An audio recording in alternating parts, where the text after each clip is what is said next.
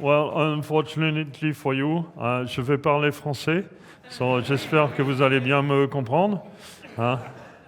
Okay, so I will try to use my best English.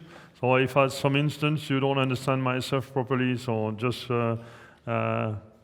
take your hand up like that and say, well, sorry, Fred, can you say it again? I will try to repeat.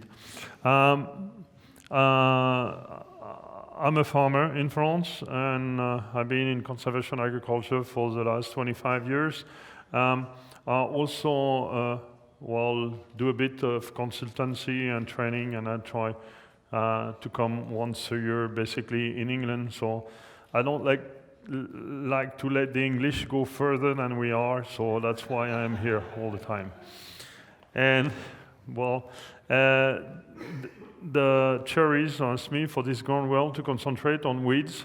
And the second question I had, well, you don't have weeds in England, so I don't think it's an interesting subject.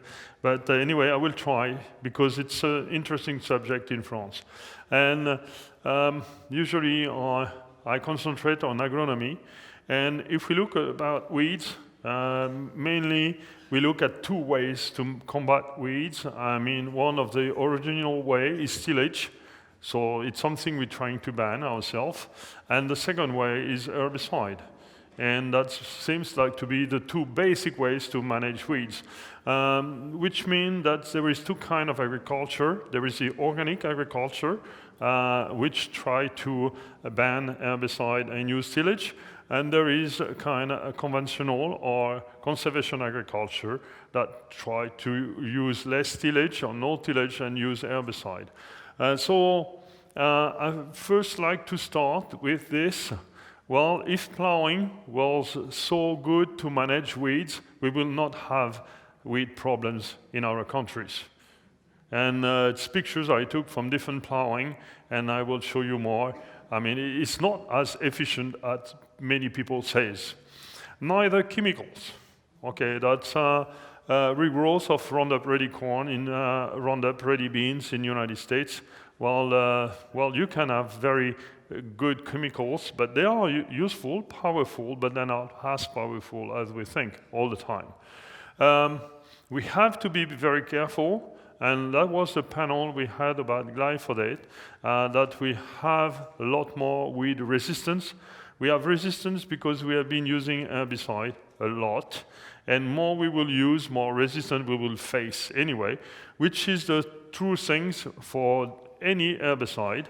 And when you see fields like that, which obviously coming from England, you start to wonder, we should start thinking other ways. And if you look more carefully of this in that field, I can see this. Okay, so you probably fought the troublemakers this year in some parts of the field, but there is a future troublemaker that is here and preparing to resist some more years. So I show you a bad field in England, but I will show you a worse field in France. Well, it's a field of our neighbor. Well, he said, don't worry, Fred, we can manage the weeds, and we split the herbicide application, and one in the autumn, a little bit in the winter, and another one in spring, and we'll be safe. And it turned up to burn the wheat after putting 200 euros per hectare of herbicide. It didn't work. So we have to be careful and turn before we get to this point, because this is very costly. This kind of failure is very costly. And we just by applying the same management on weed all the time, we put a pressure and select the weeds that are overcoming the weapon that we are using. So basically, the weeds will find out. That's what happened. And the same thing for glyphosate. Glyphosate, we have to be careful. There is already a risk of resistance, and if we keep going that way, we can have more resistance in the future. Most herbicides that we use today are very, very powerful. We can even kill the cousins of the plants we're growing. But it costs us 3 times. First, the price of herbicide, and the second thing, it costs us the application. And the third thing, it costs some yield reduction sometime, because by being very efficient, you always have some kind of yield reduction. So this means we have to look at the cost of not wanting to change things a lot more than it seems to be just the price of herbicide. And so far, we have concentrated ourselves on only killing the weeds, or eradicating the weeds, or eliminating the weeds. So whether we burn them, we treat them, we pull them, we hoe them, we step on them, well, it's just killing the weeds. I mean, and in our heads, we are concentrated on this. We have now better technology that help us to be better in this approach. So if now we can have very fine cameras and be able to hoe that's flax for fibers in north of France.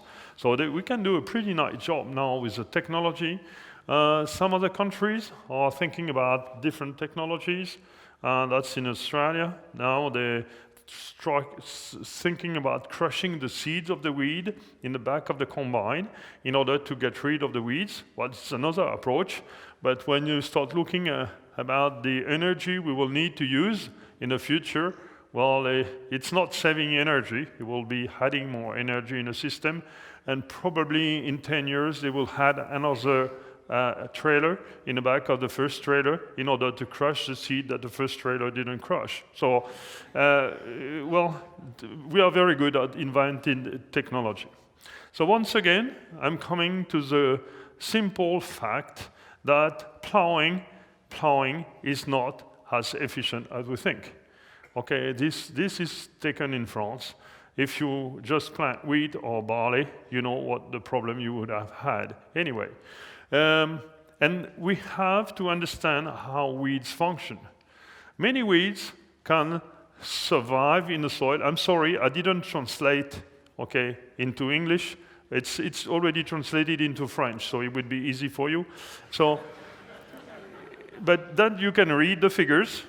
Here, I mean, if we go to Gaillet, which is cleaver, okay, cleaver seed was 40 years. The survivance of cleaver seed in the soil is 40 years. And we can read, I mean, geranium, which is Groundswell, is more than 50 years.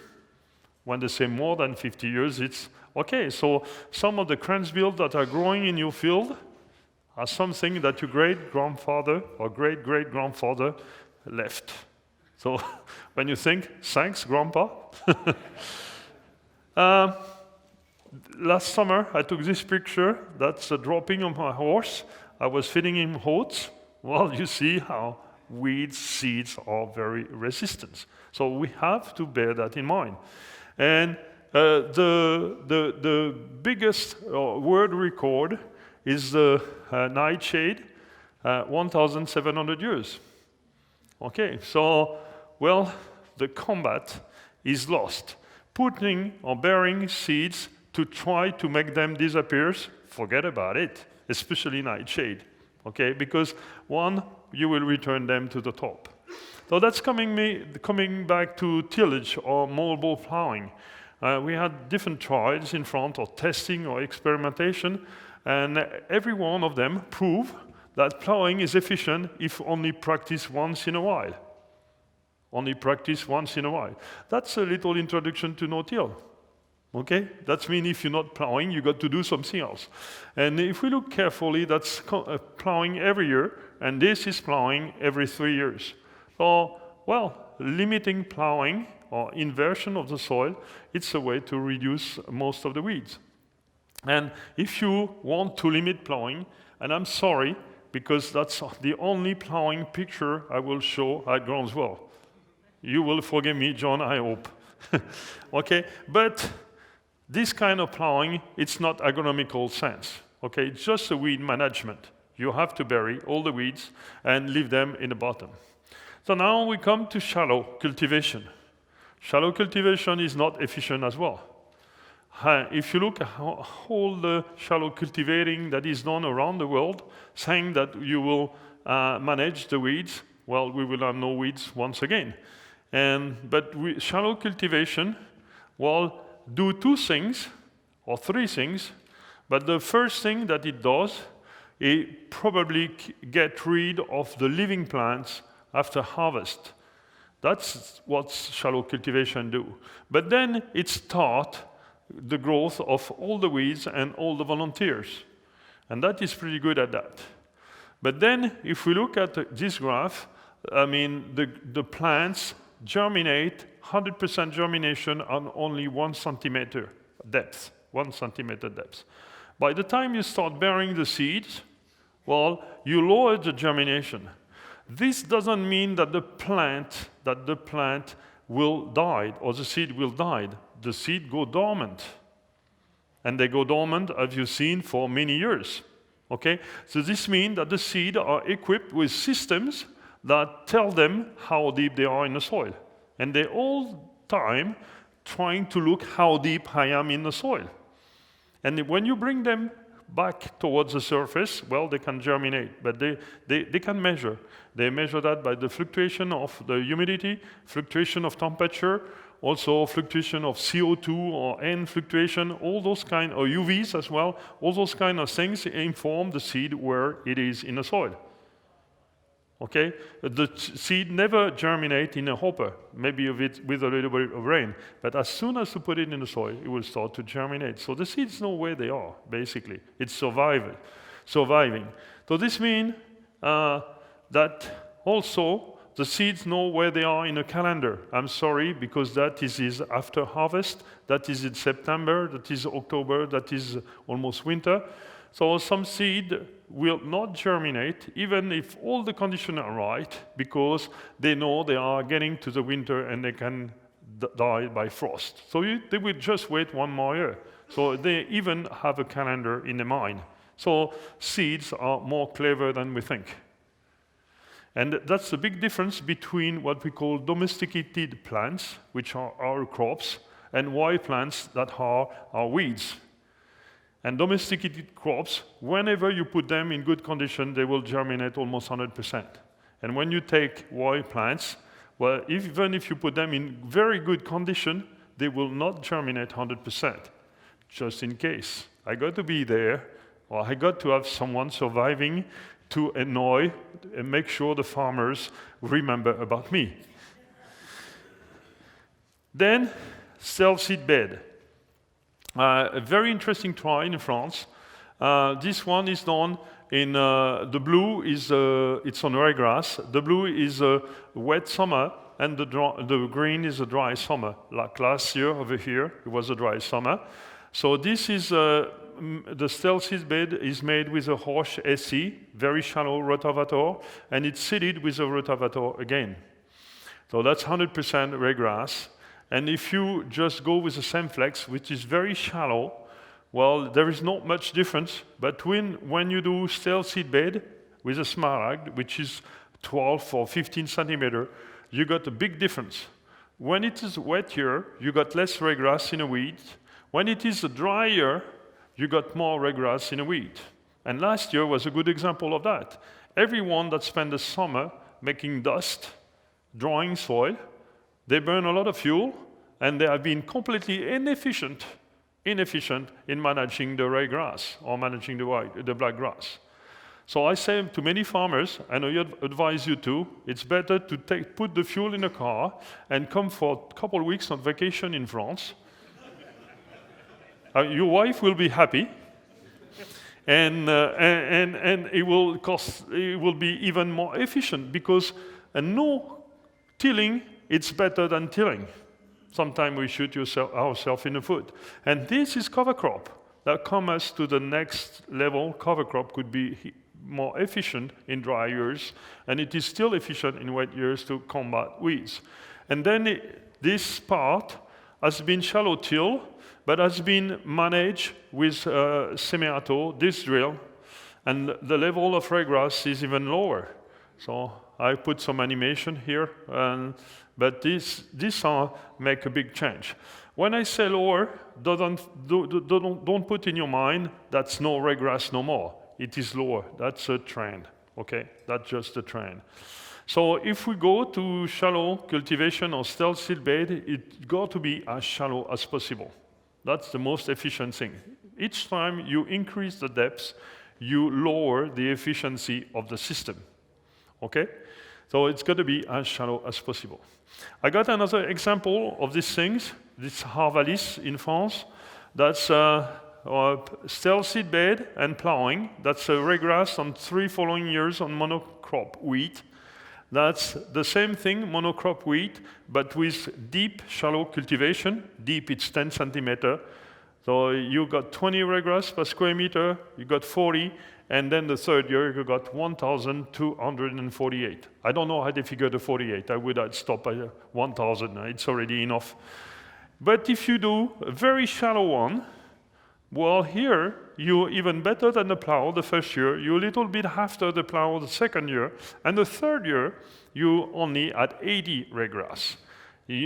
When I say you got to be as shallow as possible, you have to be as shallow as possible. That improve a lot. And that works also in organic farming. If you want to manage weeds in organic farming, you have to work as shallow as possible. And if you want to work shallow, that means that you don't want to till. Because each time you till, you unlevel the ground. So you are unable to work shallow afterwards. And coming back to that, many people say, how many weeds you got to have per square meter to damage the yield? I don't believe in that. I believe in the seed. Because when you look at chamomile can have 20,000 seeds. 20,000 seeds, one plant of chamomile. And 20,000 seeds that can survive more than 50 years. That's where the disaster. It's not the number of plants, it's the number of seed you collect. So sometimes it could be interesting to destroy the crop in order to not get the seed because it will cost you a long time. So basically, tell me what weeds you have, and I will tell you what crop you grow and how you grow your crop. It's quite easy. We have the weeds we deserve. We have the weeds we deserve. So we have to accept that. And the first things we have to put in our system is sanitizing. I don't know if that translates properly in English. Well, if a part of the field is dirty, just get it out. Mow it, graze it, chop it, burn it, but take it out. Because the seed will be carried by the combine in the rest of the field, and this little area will cost you a lot of money in the future years. So that's where animals on a farm are quite interesting, because they give an opportunity to change the direction. If there is a corner, you forget to spray, make hay out of it, and then you got a profit instead of having losses if you're only a crop farmer. Then we got to another system, what we apply in conservation agriculture is multiple strategy. Multiple strategy, not only one, as much as possible strategy. At that point, I want to make sure that you understand my French so far. Sure? Okay? Because I get carried away and nobody move and say, well, maybe my neighbor understand, but okay. Multiple strategy, that means I will go no-till. Because no-till, I will not bring seed up to the top. I will ignore the seed that are dormant. They stay dormant for long. Then I will use the mulch on the surface that will make the seed think they are deeper than they are. Because with the mulch, you make the temperature less fluctuant, the moisture less fluctuant, so the seed think they are deeper than they are, really. And then we try to have competitive crop, canopy. Like if the crop is dense, well, you will combat weeds easier. If it's a crop that leave you, like if you grow carrots, for example, that give you a lot of space, you will have a lot of weeds. If you grow like barley, that is very competitive crop, usually we have less weeds. Then we will try to vary the cropping cycle. This means that trying in your rotation to drill and to harvest as much different time as possible. Okay?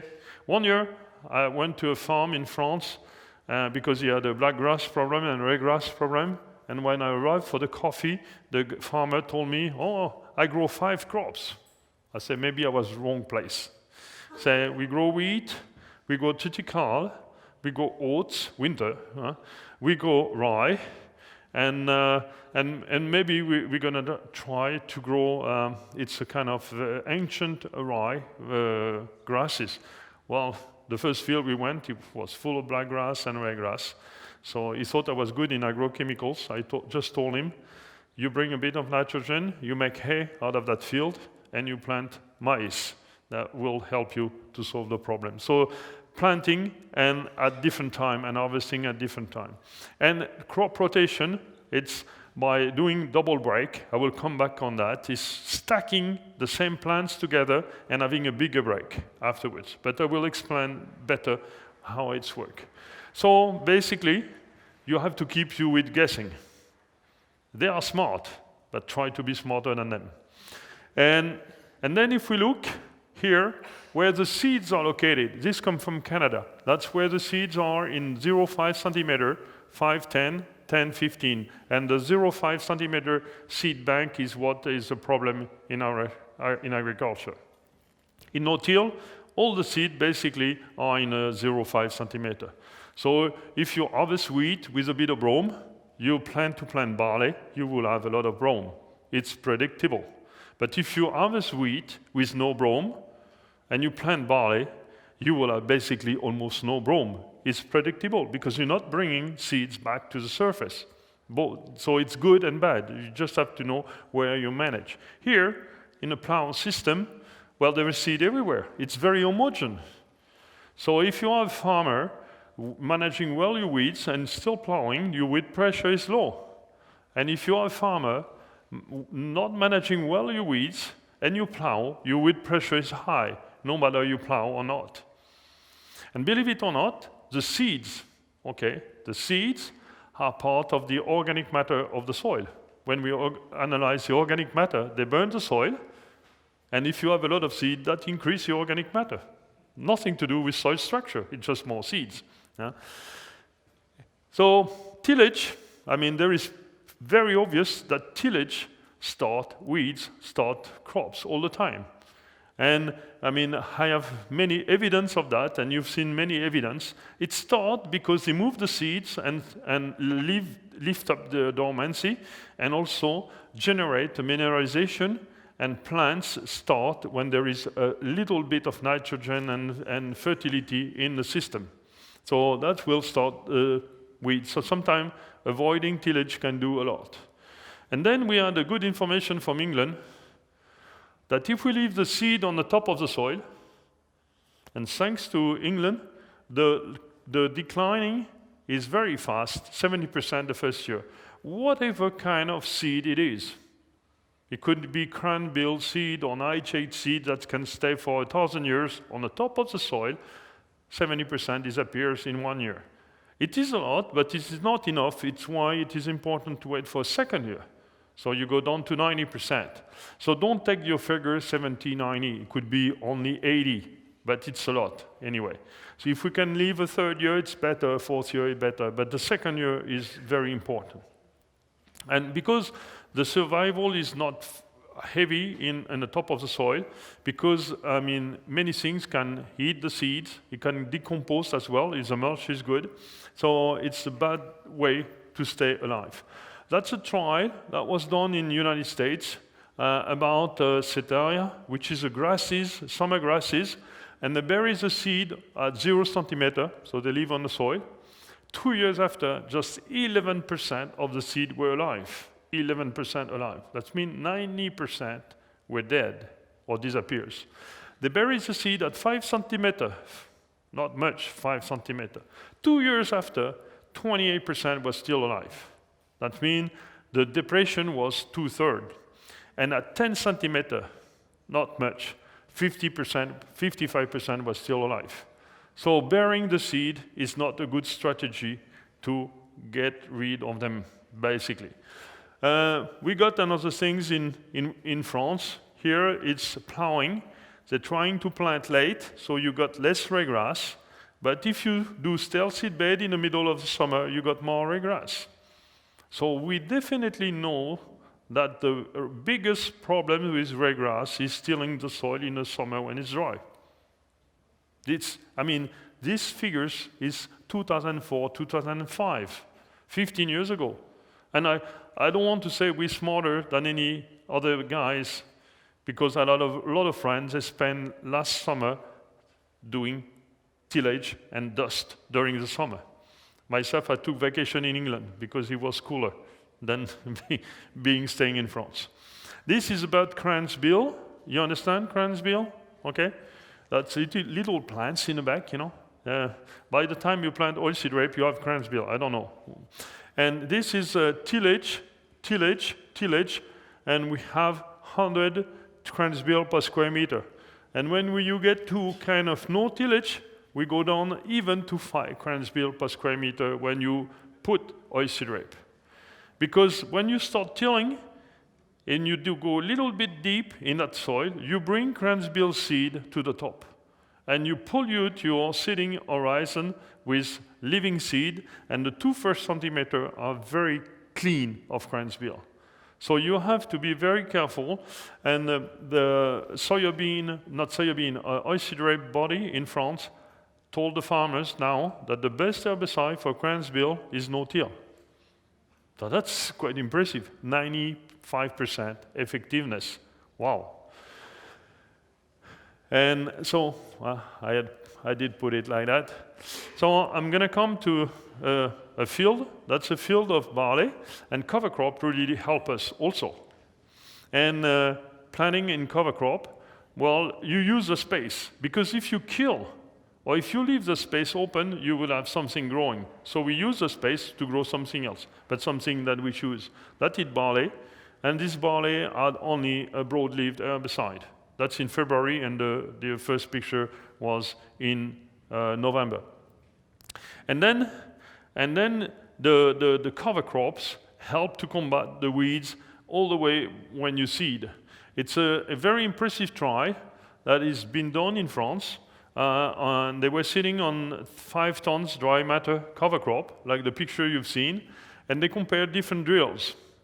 And they compared different speed. Here the blue is number of weeds per square meter when the wheat is emerging. Okay, it's not after, it's just at emergence. And that is the speed of the equipment, the red one. So if you go with a Verestad Rapid, you move a little bit of soil, even if you are in a cover crop, and you got 16 weeds per square meter. And if you go with this drill, and you slow down, like here with the Kuhn, with the Easy Drill, Semi-Auto, the John Deere, you slow down, well, you go down to almost 0 to 1 or 2 weeds per square meter. That's how effective can do cover crops.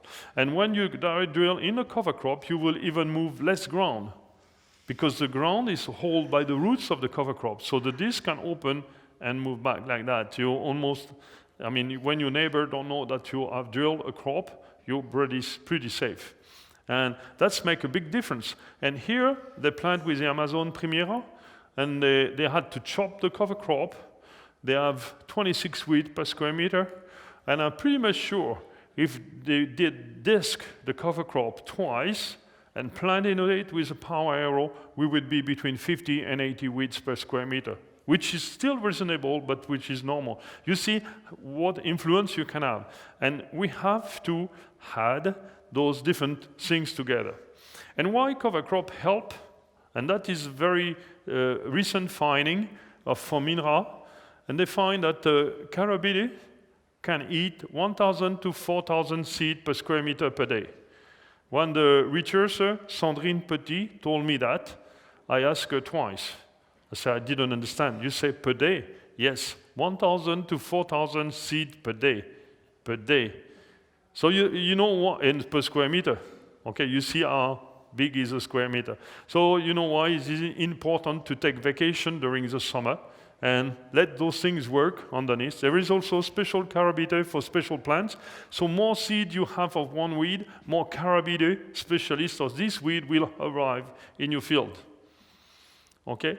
And they done that study on 26 weed species. I don't understand the EPPO code myself, but I trust them. Well, in 26 type of weeds. There are probably many of the weeds that annoy me in my fields. Some are more, some are less, okay. But still, the carabidae have a bit things. So we should not disturb the soil, let them work. We should also cover to protect, to bring a protection, because if you want the carabidae work during you are on vacation, you have to protect them with a nice cover crop. We have to feed them, because they have to feed on biomass, and also the cover crop will be recycling and doing some kind of tillage, so everything is winning. One of the least information we got, it's coming from the Muséum de l'Histoire Naturelle, which is very, I would say, green and anti-farming kind of things, and they made different measurements on birds, field birds, and the guy was kind of surprised. He said, well, we gotta admit, agrochemicals are not good on birds, but tillage is not good on birds. And if we put tillage on agrochemicals, it's not good. But if we put no-till and cover crops and little bit of agrochemicals, we are a lot better. So that was a good news, especially from those guys. And guess what? Those birds, they are in the field because there are seeds. So once again, they will put pressure on the seed bank, a weed seed bank. Okay, so increase a little bit, 30% is probably a bit too much. Then we got to another powerful tool, which is a rotation. I like to show this picture. I didn't take that one, that from Switzerland, they got 6 crops on a row in no-till and plow since 1994. It's this experimentation is called Oberacker in Switzerland, and it is very interesting and powerful. The problem of rotation, that you are in an anticipation system. You are shuffling your crop in order to don't see problems. And if you are good and not seeing problems, it's very hard to measure. Well, it's easy to see when you have a problem, but it's hard to see the problem that you avoid by changing the way you do things. So you have to believe a little bit. And the guy that helped me understanding the rotation power is Mr. Dwayne from United States in South Dakota, Pierre. And I'm going to take an example of Dwayne, which is not applicable over here. He say maize and soybean, and that's maize, that's direct drilling and shallow tillage. So direct drilling reduce the weeds, and you put soybean, so you're 48%, and you are 32 in direct drilling, so it's half, a third, and you put a wheat, winter wheat. So putting a winter wheat for North American farmers, it's almost an economical disaster. Okay, it's not a crop. Okay, corn is a crop, but no wheat. But then you go down to 33% weeds, and you go to no-till 4%. That's what Dwayne Beck called the magic winter wheat in the system. Okay, so we look further. It's a minimum tillage, rotation 1 by 1. We got 2,225 weeds. If we go to rotation 2 by 2, 44. So we divide by 5. And if we change from minimum tillage to no-till, we divide by 1, by 2, I mean. So rotation is more powerful in the system. And if we go no-till and rotation, you got 7 weeds per square meter. You divide by 13. So don't take the figures as exact figures, but take the trend. And more no-till you will be, more rotation you would have to change. And if you have the right rotation, it will be great. And if you have the wrong rotation, it would be hell. You understand? It would be more difficult. I'm coming back to France because I don't know if you have problem with grasses in your cereals, but that's plough with a lot of ryegrass, that's shallow tillage, and that's no-till. Well, that's how bad it could be. Okay, and if you try to use agrochemicals for this, it will not grow for long. So that's Arvalis, once again, and they prove wheat, winter wheat, and the third winter wheat, shallow tillage, was 1,260. And no-till was only 9. So here they decide to change the rotation. Spring peas, and oilseed rape. So here we got the double break. The peas and then the oilseed rape. It's two crops where you can manage quite effectively the grasses in it. And then they planted winter wheat. 3 ryegrass in a plow system, 1 in a no-till. And the advisor that managed that system gave me a call, and he said, rotation in magic. No, there is no magic, it's working. What Dwayne Beck told us in South Dakota, it's working in France, and I'm sure it's working in England. Then after, that's how it's look after 2 years without herbicide. And then after, they put barley. I'm gonna go that way. Spring barley. That's a level of ryegrass in spring barley. And then they go for corn or maize. That's a ryegrass. And they go back to wheat. You can read the years. They go back to wheat. And guess what? The highest wheat, ryegrass in wheat, with no herbicide was the plow system. 7 ryegrass per square meter. And in a no-till, we were to 1. So imagine that you are working with resistant ryegrass. I mean, you think because you grew spring barley and maize, you save for ryegrass, you plow again, you take 7 ryegrass out of the soil, which are resistant, so you will start the game again. So it is a very sensitive game, okay? But it is quite powerful. I don't want to tell you dreams over here, and I just talk about the comfort zone. This means that you are very good, if you are very good at decreasing a weed problem, this means that you have to be careful. You are very good on preparing a future other weed problem. Okay? It's just like a pendulum that is moving like that. Okay, so if you are very good, I mean, you are very bad on another one. You don't have choice. So this means that you have to turn around before you are forced to turn around, to keep yourself in a comfort zone like that. And the other good news, if you are good at managing your weeds, you will lower the other pressure of disease and certain insect or problems, because they follow the same rules, okay?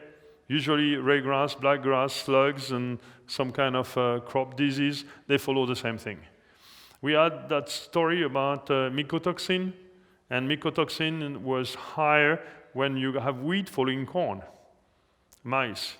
Well, now we got barley, finished. So it's just simple like that, not incorporating, doing things like that, just change the crop. And also remove the weeds as well. And then we come to the cover crop. Well, if you grow nothing, something will grow. Something will grow all the time. So better choose what is growing. And that's a wheat field I had 2 years ago. And just after harvest, we just plant straight mixed cover crop.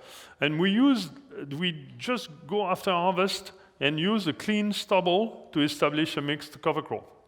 What the cover crop looks like. And I had 4 or 5 tons dry matter. It's really pretty. And then it's an area where I broke the chain, and around the field, I didn't plant the cover crop by mistake. But sometimes mistakes are good because they teach you things. So first, I am happy because I know I still have weed seed. You know, maybe I would have thought that after all those years no-till, I will be weed seed free. No, I still have weeds, so easy. Second thing, I know that my cover crop can combat the weeds pretty well if you have the right mix and the density. The third thing, well, my cover crop cost me nothing. It cost me nothing. Because if I didn't put a cover crop, I would have to manage the weed all summer. I would have doing chopping or stale seed bed at least 3 or 4 times. So it would have cost me money. So the cover crops is a cheap way to manage the weeds during the summer and to build my soil fertility. And I still can take my vacation in England. So we have plenty proof and saying that cover crops can help manage weeds. So they have to grow fast, they have to be dense, they have to be competitive, and sometimes a bit of fertilizer may even help cover crops. That's a try we done on young organic farmers, and they have a lot of ryegrass in his field. So we double the mustard. We planted 20 kilograms of mustard per hectare, double the density of mustard. And as mustard is a very good nitrogen scavenger, and ryegrass love nitrogen, but mustard didn't leave too much nitrogen to the ryegrass. I took this photo in March. If you look carefully underneath the cover, you can still see the ryegrass. It's right there. You know, if you chop the mustard, you bring a bit of nitrogen, boom, it will be a pasture. But that is not manageable. This is manageable. And it's just the trend. And taking the nitrogen out of the system can help. This is a picture I took last summer on my neighbor's farm, but he's working with my machinery. So he planted oilseed rape just after harvest in that part of the field. And as we had a little moisture left, the oilseed rape grew, no weeds. Here he planted crimson clover. Crimson clover, it's a plant that grows very slowly. You see nightshade, even Jimson weeds here. And here, that's the same field, here. Here is the place with no planting, the check. You see, even here, it's a disc drill. It went at 5 kilometers an hour. How fine it is. You know, if you start moving soil, you ignite weeds. It was so dry that nothing grew, and that is a check with buckwheat. So it's very sensitive, but it do works. And you have to get the nitrogen out of the system if you want to manage the weeds. So now, if we want to be as quickly as we want, we're starting to work with new project, and probably the combine will be the new seeder. So that's a project in Brittany, and put the disc underneath the combine. So the straw is something that makes it hard to drill, you know. But while the straw is in a combine, well, you just have the stubble, and you have the pressure of the header to put on the disc. So it slows down the combining. But when the combining is done, the seeding is done. So you even get early on vacation. And then the next weapon we will put in that is the legume. I call it the second knock, because you take the nitrogen off by very aggressive plants, and then you take the legume, and the legume will outgrow the plants and take the light out. Because most of the weeds are very active with nitrogen, and they like the light as well. So if you take the nitrogen off and then the light, you may stop them a lot. And many of the weeds are neutrophil. Is it English, neutrophil? Plants that like high fertility level. There is no weeds that are legume, if you look at it. There is no weeds that are legume. Weeds are plants that are like high fertility system. And look at this field. It's mustard, cover crop. Here, it's pretty empty. And then we had few legumes here. It's not empty. If some weeds start to grow, I mean, the legume will be the second knock and keep the field clean. So, and by keeping the field clean, they even bring more nitrogen. So it's double winning kind of situation. That is in Tech and Bio. Tech and Bio, it's a little bit like Groundswell in south of France, but for organic farming. And so I work for the cover crops there every year. So I will be in September at Tech and Bio. So this is a cover crops with cruciferia and legume, and no weeds, and it's clean. This is only legume. It's full of weeds because you don't have the cruciferia to take the nitrogen off, and that is a test. Because all the time it's organic, and they are shaking, you know, when they say we're going to plant the cover crop with no tillage. They say, no, Frédéric, we got to till because we are organic, so they plow all the time. So it's a check, plowing, no cover crops, so they have to chop it because it was full of weeds. Yeah. See, you can really manage a lot of weeds with the cover crops. And then we arrive how to terminate. Well, if you terminate early, that's a friend. He went with a roller here. The weeds start again. So by the time you leave a bit of room, they will come. So terminate as late as possible. And so now that we are succeeding cover crop, we can succeed in rolling. But first, to succeed in rolling, you have to succeed in cover crop. And rolling can help, but can help just when you want to plant. And it can kill a lot of cover crop, and especially in winter or in spring. So it's quite efficient. And now we are looking at that. This picture, I got it from Erin Silva, University of Wisconsin-Madison, growing in no-till organic soybean. So it's quite impressive to plant soybean like that.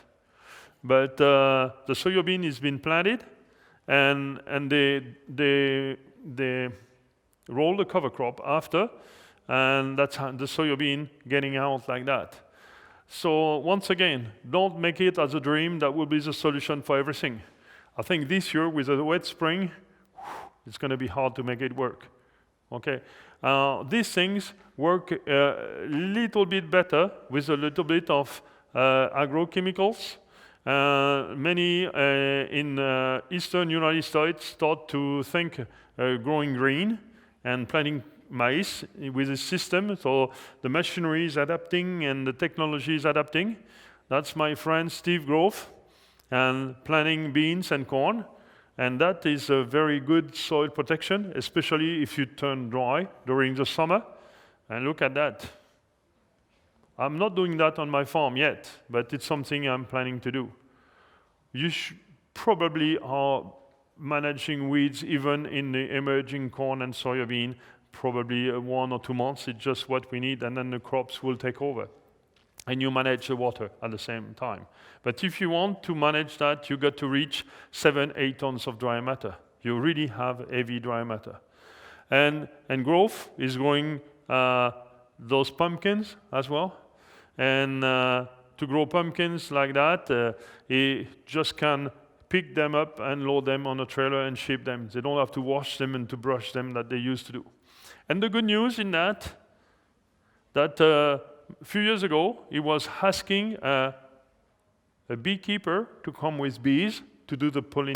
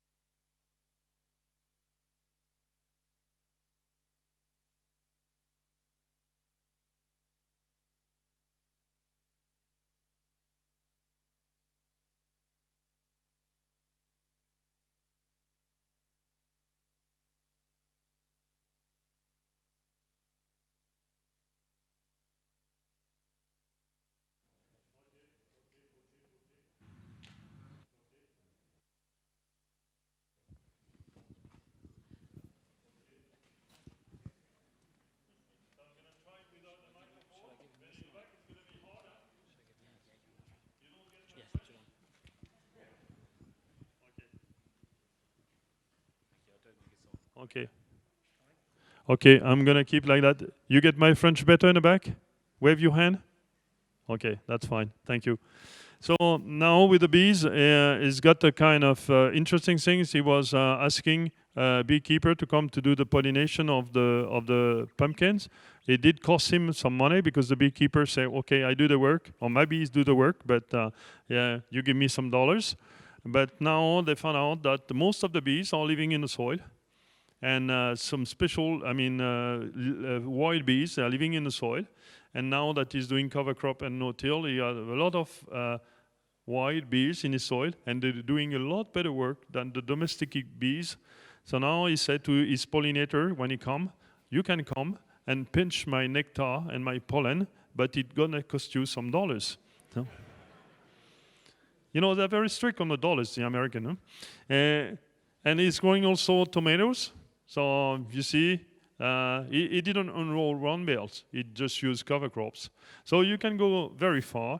And that is an organic member of BASE in France, is Michel Roche from Alsace. And he's planting wheat on mustard after beans in an organic way. So he had a roller in the front, and he puts some fertilizer with the seed, and that's how it's look when it's finished. It's an unconventional organic farmer, and well, it looks like that when he emerges, and it looks like that afterwards. So I'm not saying it is possible 100%, but we have to look forward, and there would be solution in the future, I'm sure. Then on the farms, and we got some people putting animals. Well, animals eat cover crops, but they also eat weeds. They eat weeds. They like nightshades, so they eat the nightshades as well. Not all the weeds, but some. Chopping weeds or the cover crops to put them in a silo or for methanization is also a way to get weed seeds off during the summer. I mean, you can let them grow, but the problem is not letting them set seeds. And also, you can have sometimes use the animals to weed the crops. So it's canard, ducks in south of France, weeding a cornfield. So it's a kind of new herbicide. And as you know, we eat the herbicide safely when it gets to the end of the year. So there would be some toxicity only if you eat too much and you put too much wine with the foie gras. So then we have to put another thing in the basket that most of the people say if you terminate cover crop early, well, the plants grow better. If you terminate late, the plants grow less. So it's allelopathy or something like that. But most of it is nitrogen deficiency because cover crops take all the nitrogen of the system. And if you look at this field, nice field, but the wheat is nitrogen deficient. So many people look at it the wrong way, but I told you that the weeds are happy to have a lot of nitrogen to start as well. So they slow the weeds down as well. So if we just fertilize the vine, feed the crop, but not feed the weeds, we will also have another stage which help us also. And this is an organic wheat direct drill. Okay. If you look in the middle, it's an organic ryegrass that wasn't drilled either.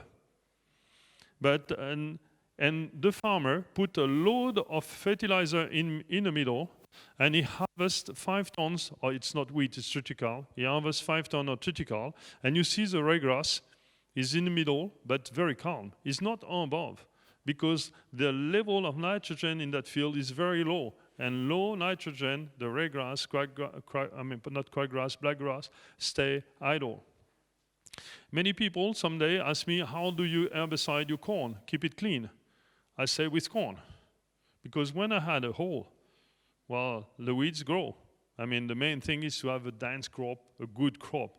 And the soil fertility is very important to reach that point.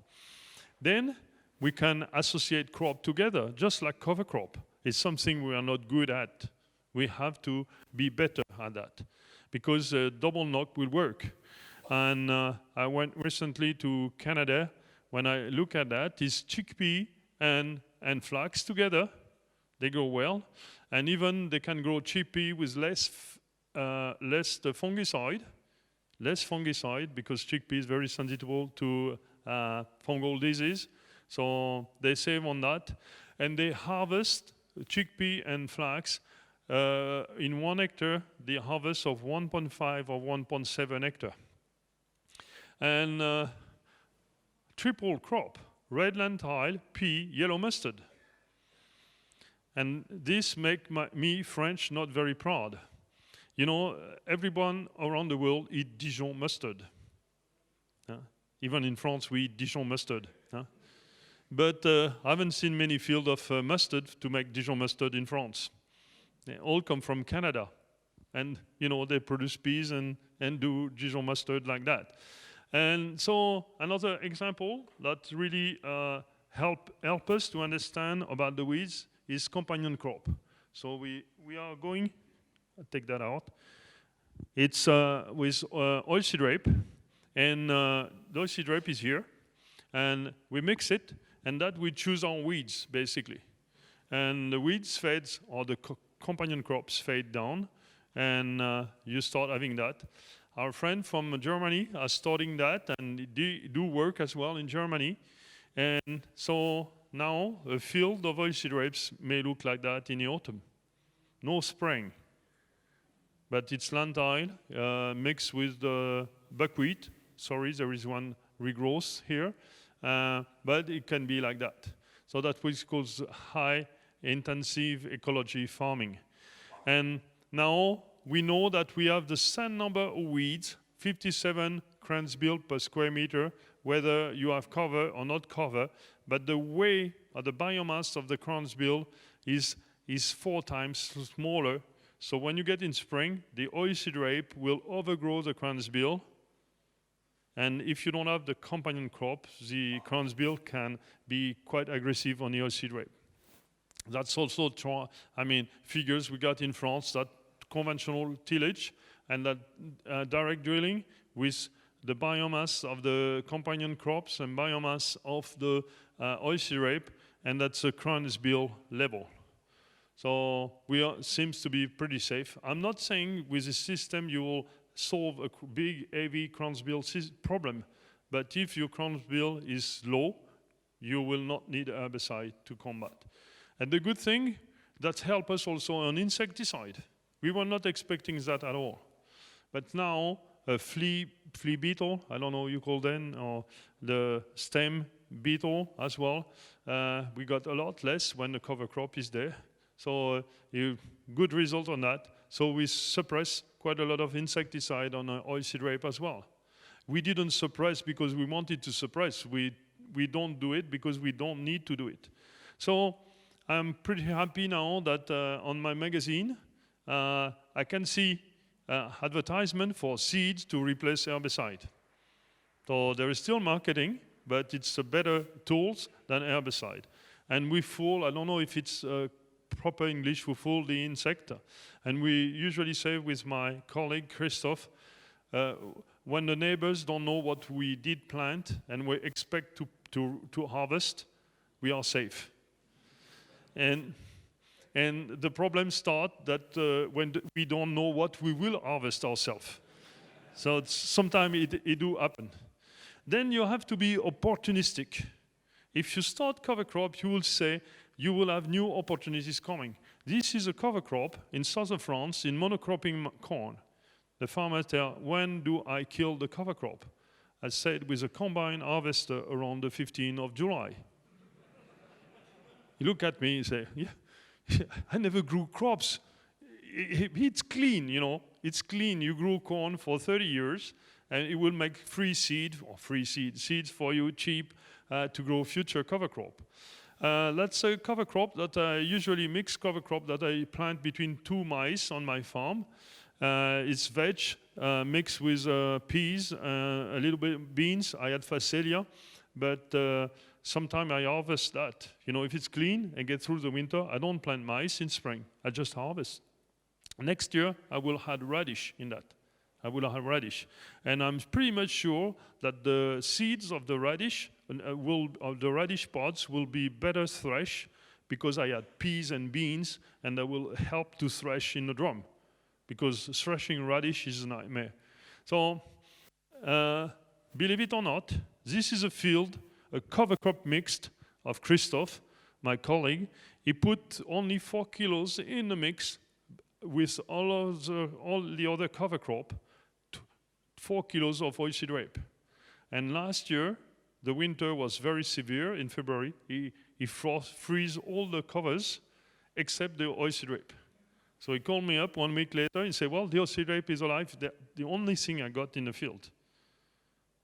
Nitrogen, sulfur, and he harvests 3.5 tons of oilseed rape.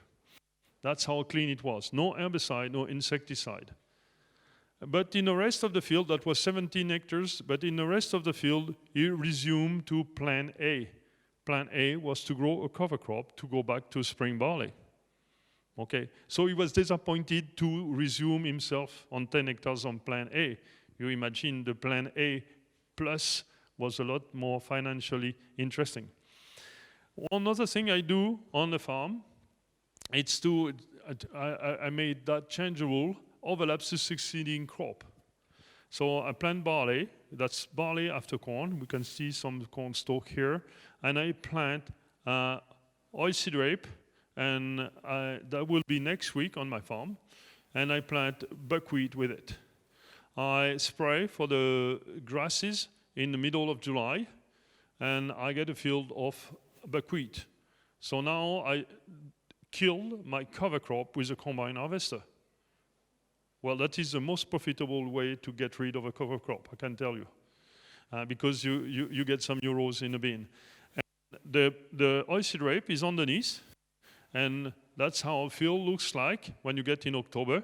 That's oilseed rape and the buckwheat.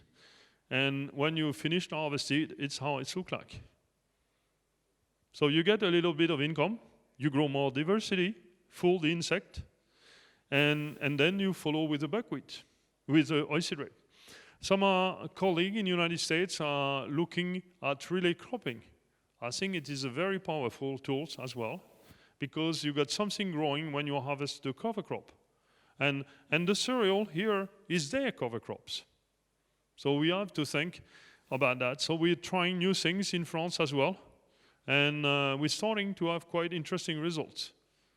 Because we have to admit that when our crop is harvested, it is dead for the last month or month and a half. So that's more growing opportunities that we are losing. So we give more windows for weeds.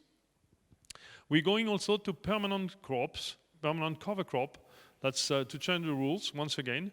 So it's harvesting oilseed rape. You have clover or alfalfa underneath. This means that we can come back and plant wheat, that's wheat here, planted on clover that was regrowing after the harvest of oilseed rape. It started to be a bit confusing, yeah? You see, and we're putting things together. So you plant buckwheat, oilseed rape, and white clover. You harvest in November the buckwheat. You harvest in July for our condition, the oilseed rape. And then in October, you have a clover mat in order to plant your wheat. And the weeds are very idle in that.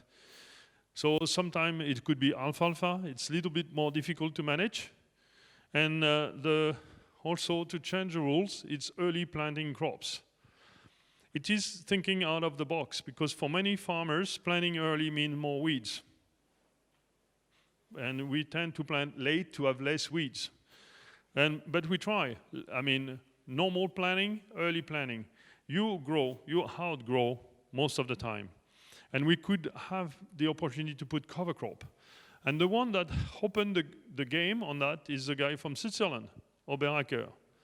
So guess or not, this picture has been taken the 10th of August, and they planted winter barley the 4th of August. Okay, winter barley planting the 4th of August. It's not because there is a special microclimate in Switzerland. It's just because they planted straight after harvesting beans. The combine get off the field, and the spring they plant the winter barley. If they do it the 15th of August, they plant the 16th of August the winter barley. And then they can go on vacation. And that's 16th of August winter barley. That's the no-till and the plough system. That's the comparison. And that's winter barley in Switzerland at the end of September, the 20th of September. And the regrowth, the volunteer of the beans. And what does the Swiss do when it's like that? They chop it. You could graze it. And no herbicide. No herbicide so far. And it's what it's look. We could have more problems with it. And okay, that's what it's look in this October and November after chopping. And that's the barley next spring. And that's the 7th year they are doing it. I'm surprised no BYDV either. No it's correct, BYDV either. Surprising, no insecticide. So we're getting to the end. The limitation is in our head about weeds. I was recently in North Minnesota, and a little lab in North Minnesota is working on a pennycress. Pennycress is a weed, and they transform this weed in a crop. And they are harvesting pennycress now because it's an oily seed, and the oil's got some fatty acid that help to transform cardboard in something that is nice, so they can use it for chips, to put the potato chips, or what the American call French fry. I'm sorry about that. In France, it's supposed to come from Belgium, but in America, it's supposed to come from France. But thinking, harvesting your weeds, making your weeds a crop. Or these things, it's also from Minnesota, perennial wheat. Perennial wheat. It's not 100% perennial, but think that you plant something that looks like a little bit of wheat, and you chop it or you harvest a bit of forage, and then you can harvest the seed. And next year you can do that for 3-4 years, maybe more. Why not? I mean, at the beginning I laughed at it, but I've followed this stride for the last 10 years, and I'm not laughing no more. And that's going to be the last slides about weeds. The best strategy, whatever happens, it's to keep moving. To keep moving. We have no choice, just to keep moving. I took this picture at a friend's place in La Rochelle a couple years ago. When you see plants starting to grow in a green plastic carpet, okay? Well, I was the only farmer in that meeting, but we got to keep moving. The weeds are learning, and they will always, find a ways to get there. So it's keep learning. And they have been the biggest worry for farmers for many years, and they will still be. But we can go down. That's what I wanted to bring as an information. We can go down in a comfort zone only if you keep them guessing. So keeps you with guessing. Thank you very much.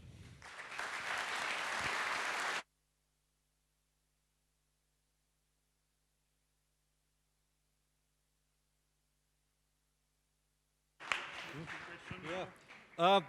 We've got time for 1 or 2 questions. You must have some. I mean, that's completely mind-blowing for me, all that. I can't think of anything now.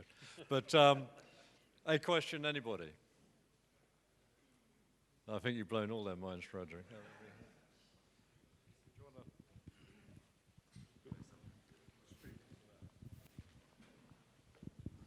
Yeah, thank you for the very inspiring presentation. I'm from the Netherlands. I'm an arable farmer also. We like to implement a lot of things which you're saying on our farm, but we're still dealing with very intense crops like potatoes, onions and carrots in our crop rotation. Do you have an advice for us also? Okay. I understand that, and I mean, we have to be logical and stay practice and find compromise. But if you have the rest of the rotation, you're not planting potatoes all the time. If the rest of the rotation is pretty weed management and pretty soil oriented, even if you do a bit of tillage when you do your potatoes, well, it will do. We still eat French fry.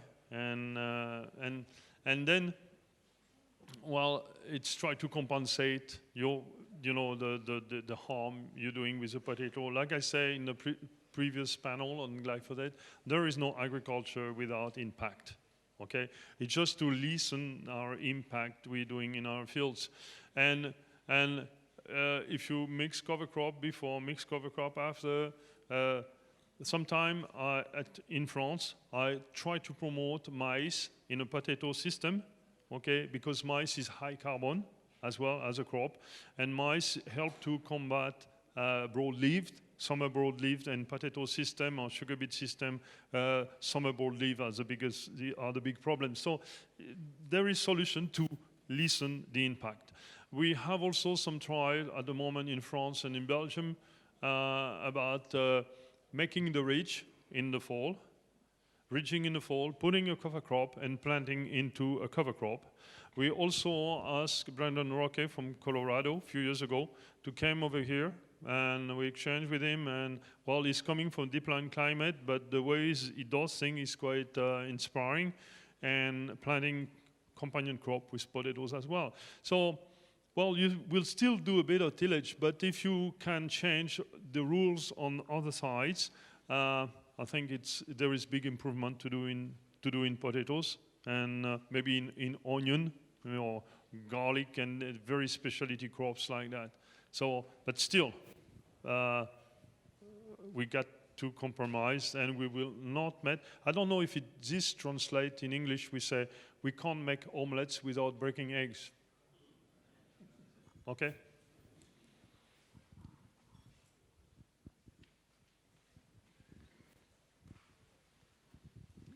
Frédéric, forgive me if I didn't catch it correctly, but what were you putting in your colza mix, in your oilseed rape mixes with the companion crops? What have you found as the best companion crops with oilseed rape to stop the flea beetle?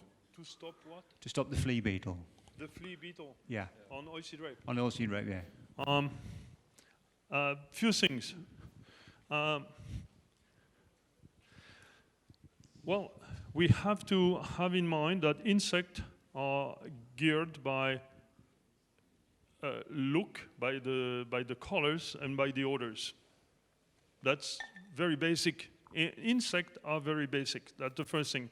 I'm always laugh when in spring I saw some Parisian or coming, and they take the nice yellow T-shirt, and they arrive in the countryside and they fight against those beetles. Say, shit, take a blue one, you're safe.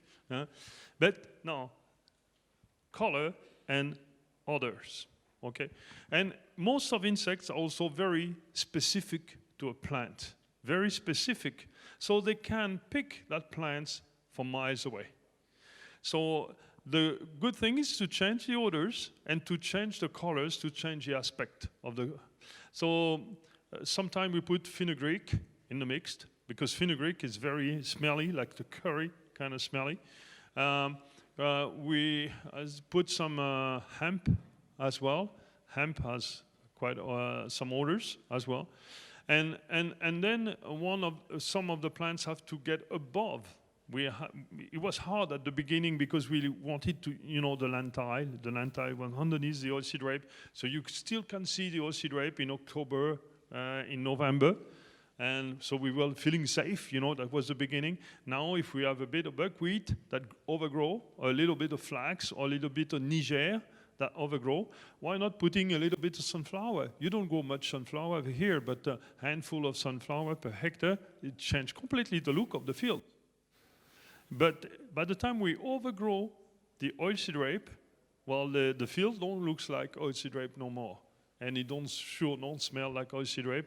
It really changed the rules, When I was joking about when the neighbors don't know what you have in your field, he was putting it as a joke. But we found out that it was something true. And then I don't want to sell dreams. You have to stay a farmer because it is efficient, maybe 60, 70, 80%. But it's not 100%. It's not, a magic bullet. But it really helps on the way. And if you start reducing insecticide, you may find out that you will need less insecticide in the future because you're not spraying. And so that's little, things are changing on the way. But you have to hide a little bit your oilseed rape. You've seen my friend Christophe oilseed rape. I can tell you, it was in the mixture of cover crop, and I visited that field in December with him. I said, great cover crop. What do we do? I say, well, the plant is spring barley. So, well, spring barley, 27 hectares of spring barley. Fine, fantastic cover crop, spring barley, great.